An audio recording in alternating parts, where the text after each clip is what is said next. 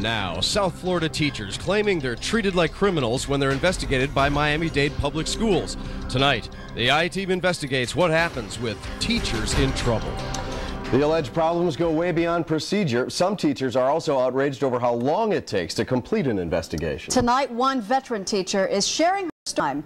Here's CBS 4 I-Team investigator Robin Kish. Robin? Ed Cobin says for 2 years, school police and the district's Office of Professional Standards, also known as OPS, have turned his life inside out. Our CBS 4 News I-Team investigation reveals a pattern of problems with the way the school system investigates teachers in trouble. Good morning. Got your ID? Okay. For nearly 25 years, students here at Miami Beach High have listened and learned from Ed Cobin. Okay, put the headphones away, okay? This former high school teacher of the year left the classroom to become the disciplinarian for Beach High students. So I told them my office is always open, that if they hear a threat or anything that might pose a danger to anybody, they have a responsibility. But Cobin's sense of responsibility may have put his job in jeopardy. Good morning. Good luck on your midterm. In the nation's fourth largest public school system, teachers must be more than just educators. Violence and social problems spill onto campus, and teachers are expected to handle the unexpected. But there are rules, and making sure they're followed is the job of OPS, the Office of Professional Standards. Ed Cobin says in his case, OPS and its investigative arm, the school police, made him feel guilty until proven innocent. School police portrayed me as a wannabe cop that was out of control, and they put me through hell. Hell for Cobin began 2 years ago when a night school student told him of a 17-year-old girl who was selling her father's high-powered guns on the street. He says there was cases of night scopes and all these military-type assault machine guns, and I was thinking, my God, they could show up at school anytime. Cobin was alarmed. Police needed to know. He says he notified the assistant principal in charge at the time. George Pollack says he opted to bypass Miami-Dade's in-house school police, taking the warning directly to the Miami Beach Police Department. As the person in charge of the building that particular day, I made the call. That tip led to 3 arrests and helped police clear more than 100 guns off the streets. Cobin's principal calls him a hero. I would have commended him. But that didn't happen. The same student who brought Cobin the tip met him at school with more information and something else. I locked the door. I said, what's going on? And without saying anything, he lifts up his shirt and he's got 2 handguns in his waistband. I just totally freaked out. That touched off a major investigation with Cobin at the center. A school police officer said Cobin told him the 2 revolvers were found in the boys' locker room.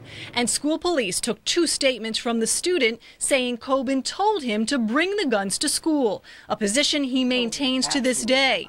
Cobin denied it, as did the assistant principal who questioned the student that day. If somebody tells somebody to bring in a weapon, he's obviously going to say, oh, well, John Doe told me to bring it in. That's why I brought him into school. But he never said that. He said he was confused, he didn't know why he did it, he just brought him in. Despite the denials, after a 10-month investigation, school police accused Cobin of failing to notify administrators or school police about the events leading up to the discovery of the 2 handguns. A year later, OPS decided that was a fatal error, and Cobin should be terminated. I mean, my whole world just fell apart. I couldn't believe this was happening to me, that what I thought I was just being framed, and I didn't know the reason why. He does know his accuser's statements went into the record, word for word, in the student's handwriting. But 2 witnesses favorable to Cobin, George Pollack and former Beach High student Carlos Gomez, say what they told investigators is not what ended up in their reports. A lot of it is falsified. Pollack says he was misquoted. Well, he said here that I'm using students as informants. That's a lie. And Mr. Coleman told me immediately about the guns. He notified me immediately.